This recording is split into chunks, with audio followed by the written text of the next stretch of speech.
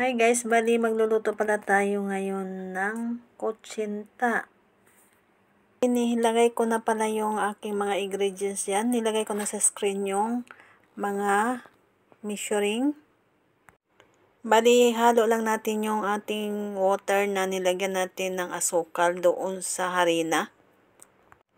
Bali, kung paghalo natin, may mga buo-buo pa siya. Salain muna natin siya para mas mabilis yung ating paggawa. Hindi pagkatapos pala na nailagay na natin sa salaan, bali ilulubog lang natin siya para hindi tayo mahirapan. Pagkatapos natin sinala na isang beses, halain muna natin ulit. Bali kung wala na siyang buo-buo, ilalagay na natin yung food coloring, half teaspoon, and then haluin muna natin siya.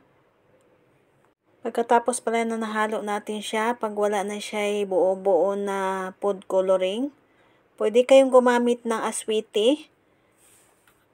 Bali, maglalagay na pala tayo ng laiya o lime water. 1 teaspoon lang yan nilagay ko. Bali, haluin muna natin siya. And then, pag okay na yan, bali, maghahanda naman tayo sa ating paglalagyan.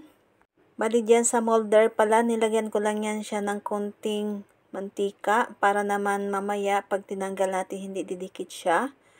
So, kailangan na mayroon na tayong pinakulo na tubig bago natin lagyan yung mga molder.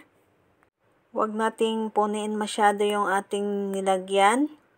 So, yan. Kailangan na maisa lang natin pagkatapos niya nalagyan na natin.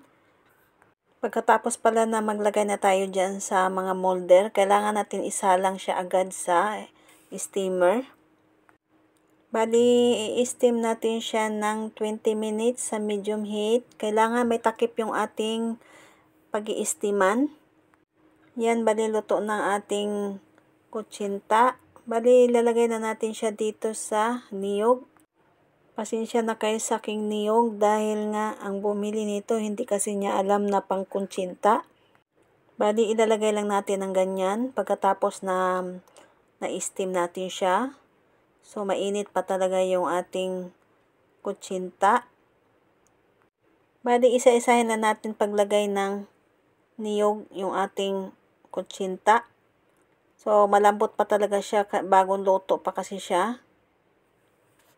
And then, pagkatapos pala yan, na mailagyan na natin ng niyog lahat. Bali, ilalagay natin siya sa plato. Bali, ito na yung lahat na naluto natin. So, bago magtapos yung ating video, yan, luto ng ating kutsinta. Thank you for watching guys. Bye!